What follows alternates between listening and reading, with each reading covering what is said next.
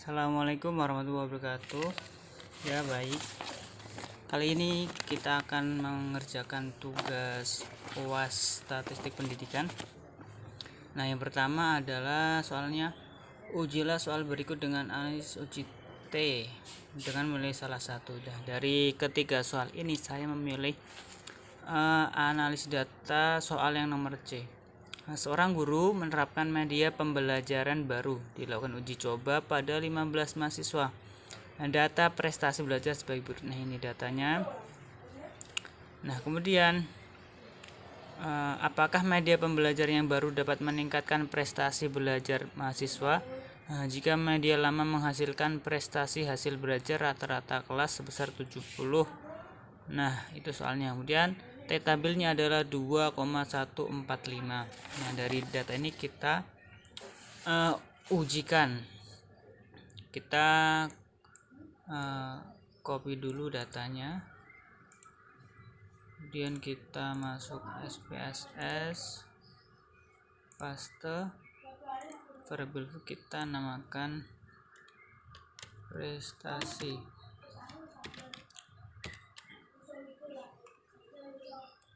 Kemudian kita langsung saja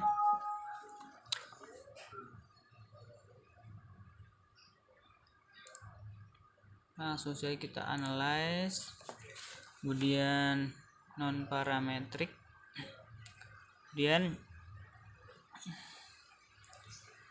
kita ambil one sample KS. Nah, bidang prestasi kita pindahkan pada tes variable list, kemudian kita tekan OK, kita normal juga centang, kita OK. Nah, ini sudah keluar datanya.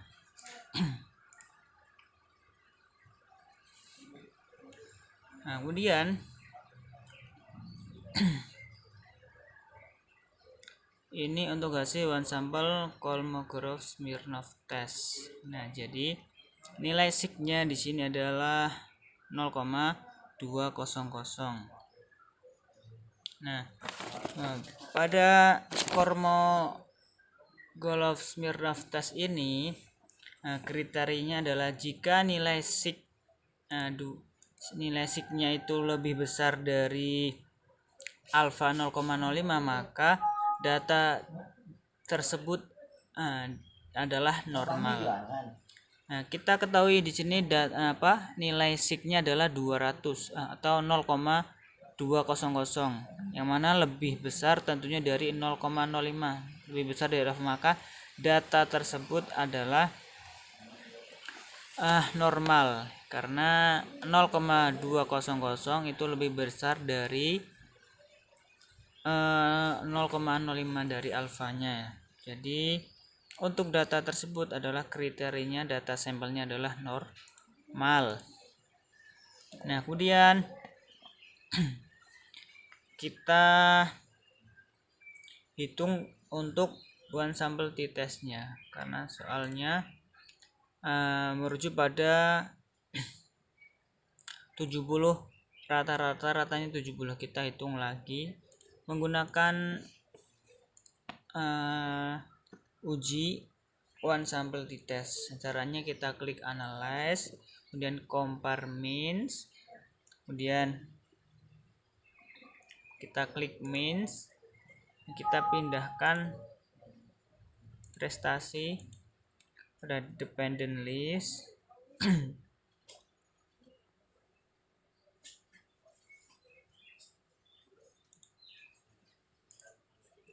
Kita ulangi, kita analyze ya, compare mean, kita klik one sample t-test. Oke, kita pindahkan. Kemudian test value nya karena tadi rata 70, kita ketik 70, dan kita oke. Nah, ini sudah keluar datanya, sudah keluar outputnya, ya kan.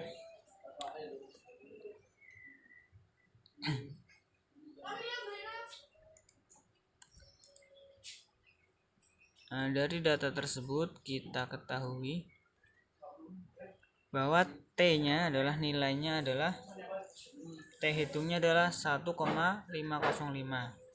Yang mana hipotesis dari uji ini adalah jika HO adalah tidak terdapat perbedaan rata-rata penggunaan media baru terhadap prestasi mahasiswa, ataupun HA-nya terdapat perbedaan, dan seterusnya. Jadi kriterianya jika T hitung itu lebih kecil dari T tabel, maka HO diterima, dan sebaliknya. Kemudian kita lihat di sini T hitungnya adalah 1,505. Yang mana itu lebih kecil dari T tabel yang terdapat pada soal 2,145. Nah, jadi T hitungnya itu lebih kecil dari T tabel. 1,505 lebih kecil dari T tabel 2,145, maka hasilnya adalah HO diterima, yang artinya tidak terdapat perbedaan rata-rata penggunaan media baru dan media lama terhadap prestasi mahasiswa. Jadi tidak ada perbedaan rata-rata. Nah, itu kira-kira itu untuk soal yang nomor C, yang satu yang nomor C.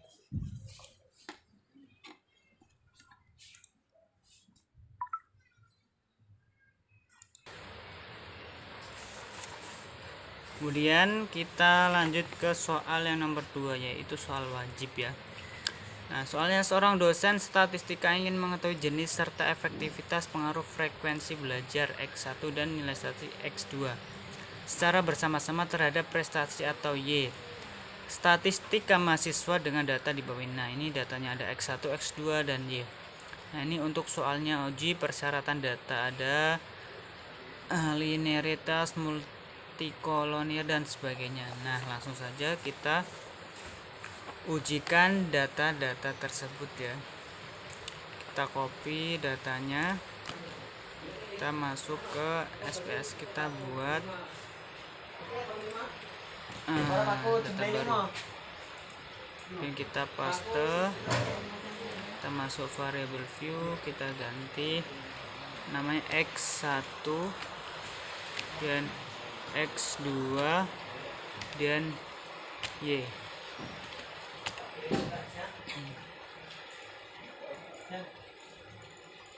Kita desimalkan 0 saja. Nah, kemudian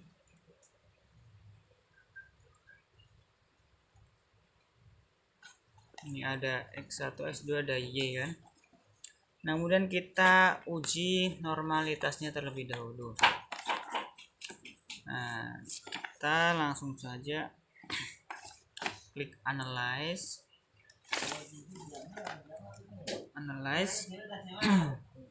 kemudian regression,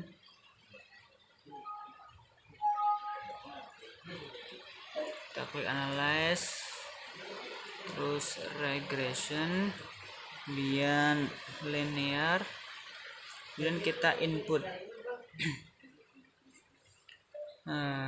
independen dan data dependennya. Untuk Y-nya adalah data dependent, X1 dan adalah data independen ya. Dan kita klik save dan klik residual. Nah, karena yang diuji adalah nilai residunya, maka kita buat nilai residual. Nah, kita klik unstandardized, kemudian kita continue, kemudian oke. Nah, untuk outputnya kita tidak terlalu melihat ke situ, kita lihat ini sudah ada nilai residunya. Nah, nilai residualnya nih yang akan kita ujikan ya kan. Nah, langsung saja kita analyze, sama ternyata kemudian regresi dan kemudian analyze, kemudian non parametric test, kemudian one sample KS. Nah, one sample KS, kemudian kita inputkan ya yang unstandard visit ya.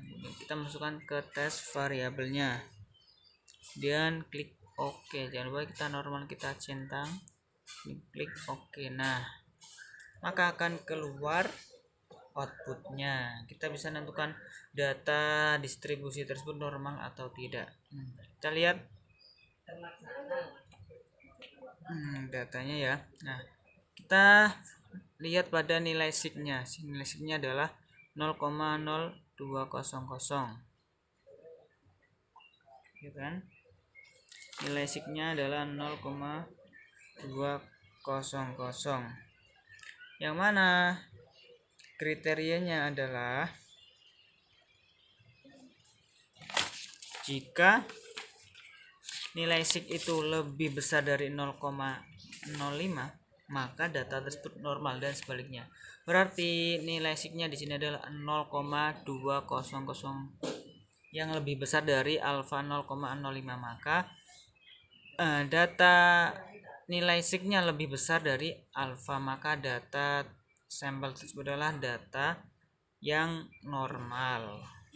Itu untuk uji normalitasnya. Kemudian yang kedua adalah uji linearitas. Langsung saja kita lanjut stepnya. Kita analyze, kemudian kita klik compare means, analyze, compare means, kemudian kita klik means. Nah, ada data dependent dan independent. Dependent adalah Y, kemudian yang independent list adalah data X nya. Kemudian klik option, kemudian test of linearity ya, kita centang ya, ini continue, kemudian klik OK. Nah, keluar sudah outputnya. Kita lihat pada ANOVA table-nya, ada yang X1, ada yang X2, karena ada dua variabel. Nah, yang kita lihat adalah yang ini nih, yang nilai signya yang baris ketiga, deviation from linearity. Kemudian kriterianya adalah bagaimana kita menentukan linear atau tidak, dan kita melihat nilai signya. Nah, jika nilai signya ini adalah lebih besar dari alfa 0,05, maka data tersebut adalah linear. Begitu juga sebaliknya, kalau lebih kecil berarti tidak linear. Nah, kita lihat untuk yang X1 bahwa nilai signya adalah 0,195. Tentunya lebih besar dari alfa 0,05, berarti data X1 ini adalah linear. Seperti itu ya. Kemudian lanjut ke X2. Kita lihat pada ANOVA table-nya. Sama pada deviation from linearity, yaitu nilai sig yang ini yang ketiga, yang baris ketiga. Sama kriterianya, jika nilai signya itu lebih besar dari alfa 0,05, maka data tersebut linear. Kita lihat datanya 0,677, tentunya lebih besar dari 0,05. Berarti data X2 di sini juga termasuk linear. Itu untuk uji linearitasnya. Kemudian yang ketiga, kita uji homosidastisitas ya. Caranya adalah nilai residualnya ini kita absolutkan atau kita rubah menjadi positif, karena tidak bisa kalau datanya masih ada negatifnya. Nah, caranya dengan kita transform dan compute variable, Kemudian target variabel kita tulis aja res underscore positif gitu ya, karena ini data yang positif. Kemudian numeric expressionnya kita masukkan rumusnya. Rumusnya adalah abs underscore res, kemudian dalam kurung kita masukkan nama datanya dia, yaitu res underscore 1 ya, tutup kurung. Nah, kalau sudah klik OK. Nah, kita lihat hasilnya. Nah, ini sudah keluar residual yang positif. Nah, ini baru kita bisa ujikan homosidasitasnya, intinya begitu. Nah, klik analyze, kemudian regression, kemudian linear. Nah, ada dependent, ada independent. Nah, dependentnya kita pindahkan dulu, kita isi dengan residual positif. Kemudian kita save. Kemudian unstandardizednya kita tidak centang ya. Kemudian kita continue, kemudian kita OK. Nah, itu sudah. Nah, untuk melihat hasilnya kita bisa melihat pada tabel koefisiennya. Ada X1, ada X2.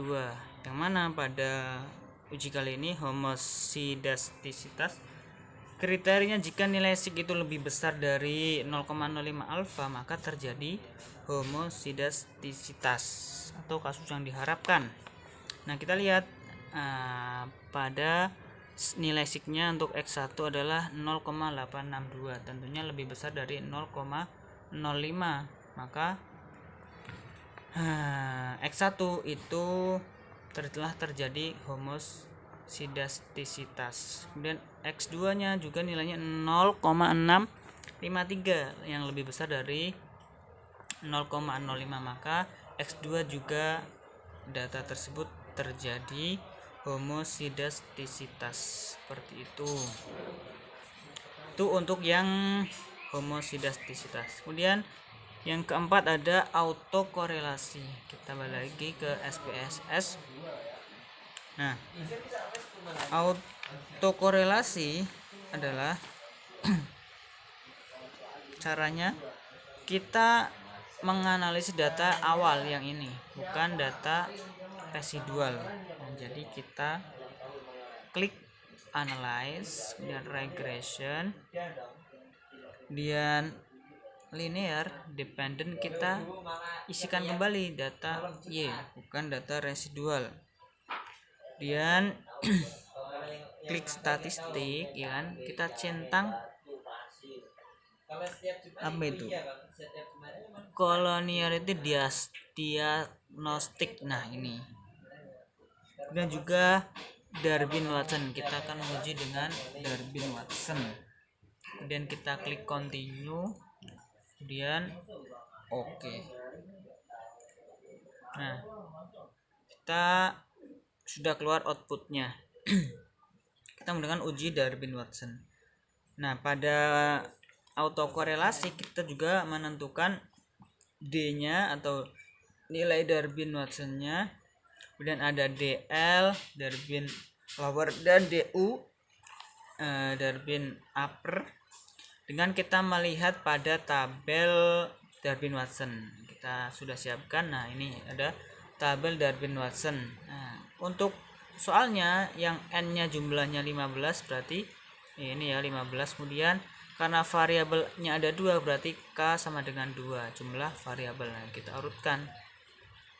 Berarti DL-nya ini berapa? 0, kita catat dulu 0,9455, dan DU-nya 1,5432. Nah, kita catat dulu di buku, DL-nya 0,9455 dan DU 1,5432. Nah, Nah, kemudian kita juga menentukan 4 min DL. 4 min DL yaitu 4 kita kurangi dengan Darwin Lower. 4 kurangi 0,945 kan. 0,4955 menjadi 0, atau kita bisa tuliskan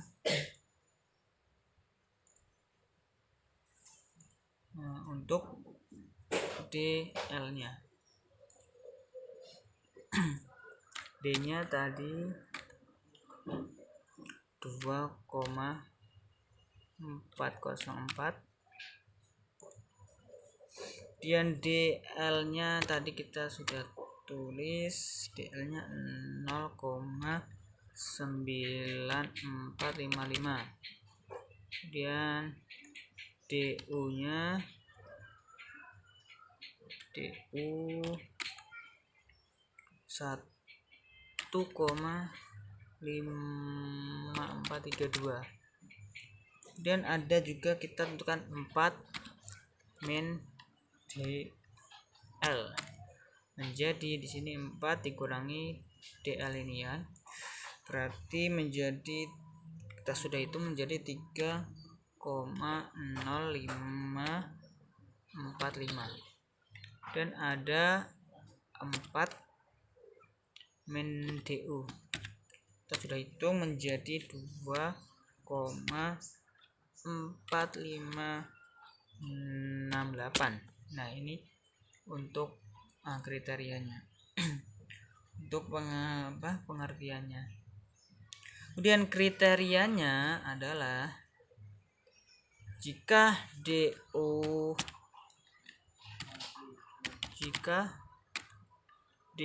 itu lebih kecil dari D dan lebih kecil dari 4 min DU, maka sama dengan terjadi non auto korelasi, atau ini yang kita harapkan seperti ini. Nah, kita lihat dulu nilai D nya tadi ya. Nah, kita dapat dari mana nilai D ini?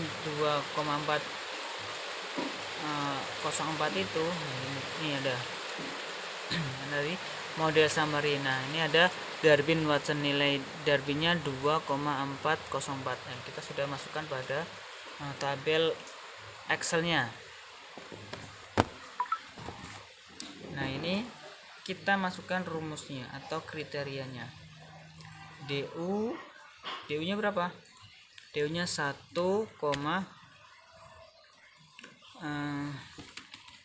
DU nya 1,5432 ya kan. Kemudian lebih kecil dari D dan D juga itu lebih kecil dari apa ini? DU, bukan DU, 4 min DU. Nah, 4 min DU ya. Nah, kita kopikan di sini ya. Nah, berarti DU nya 1,5 tentu lebih kecil dari D 2,404 dan 204 itu lebih kecil dari 4 min DU yaitu 2,4568. Nah, jika terjadi seperti ini, maka kesimpulannya jadi hasilnya menjadi terjadi non autokorelasi. Nah, non autokorelasi ini adalah yang kasus yang diharapkan. Kemudian jika dicocokkan ke bawah tidak menjadi autokorelasi, tidak dapat disimpulkan dan sebagainya. Intinya pada autokorelasi ini dengan kita melihat hasil pada output model summary, kemudian Darwin-Watson 2,404 kita masukkan di sini. Maka kesimpulannya berarti untuk uji autokorelasi adalah tidak terjadi autokorelasi atau terjadi non autokorelasi karena DU kurang dari D kurang dari 4 min DU, seperti itu.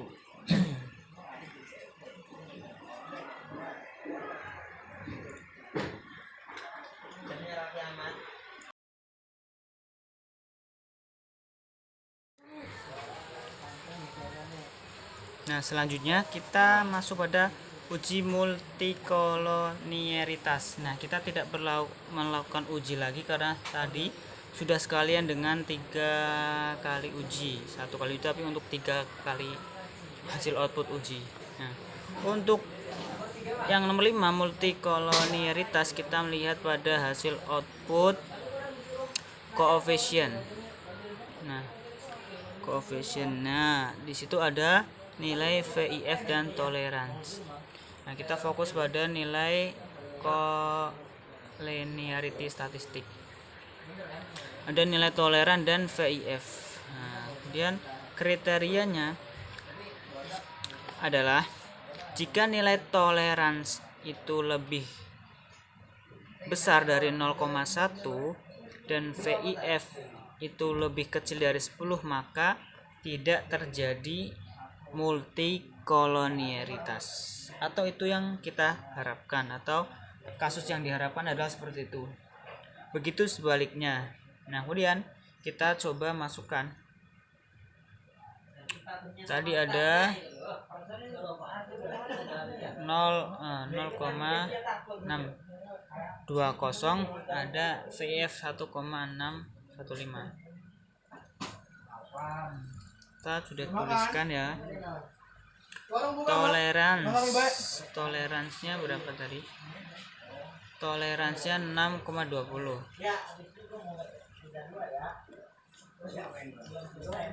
Toleransi ada bang, nasi masih ada. 0,22 0,620 dan VIF nya untuk yang tadi 1,614. Nah, untuk X1 dan X2 sama ya. X1 X2 pun sama.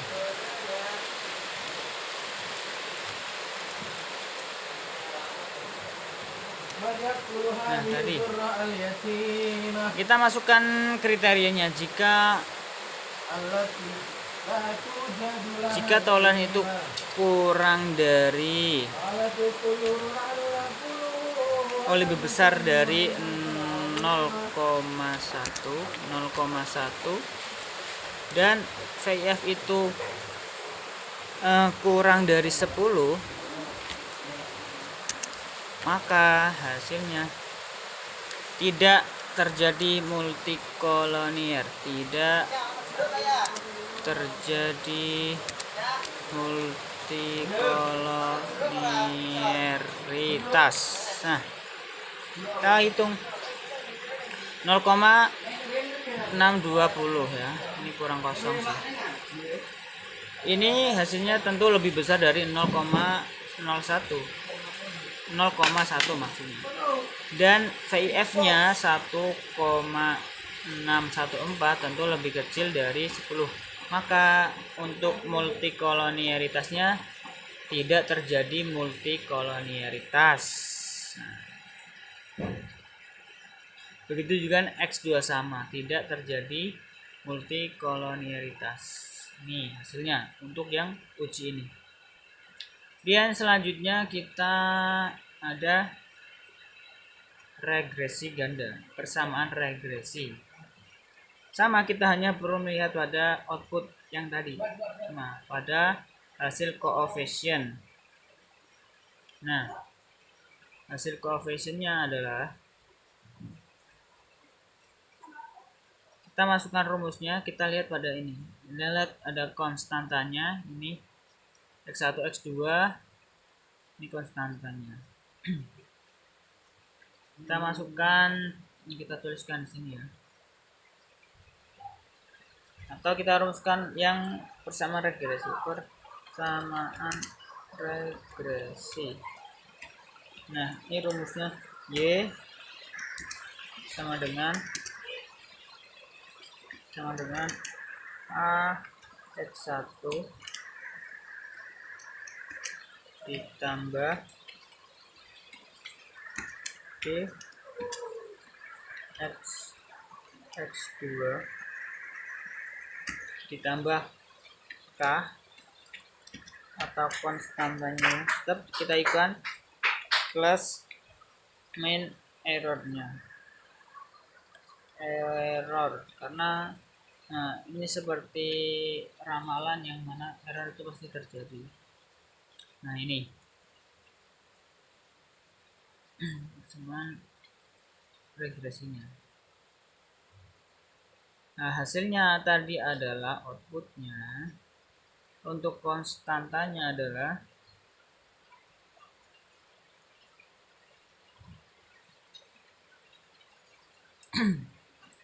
untuk nilai A X nya atau X1 adalah 0, atau AX1 nya kita masukkan A nya adalah 0,262.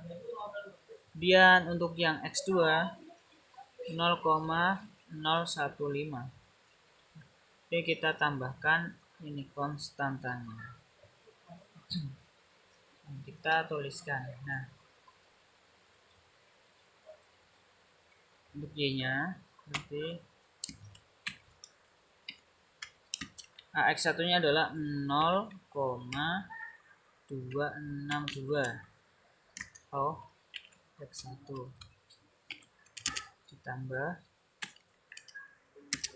0,015 atau ini B X2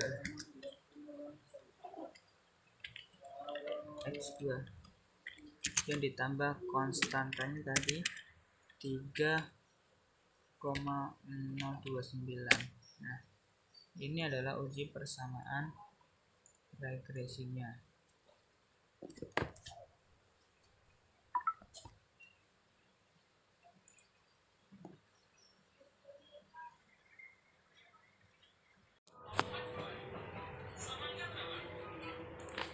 Selanjutnya adalah kita melihat T parsialnya yang berkaitan dengan soal ya kan. Apakah ada pengaruh signifikan variabel independen X1 dan X2 terhadap variabel dependen atau Y secara terpisah. Nah, kita bisa melihat pada tabel koefisien yang mana kriterianya jika nilai sig itu lebih besar dari 0,05 maka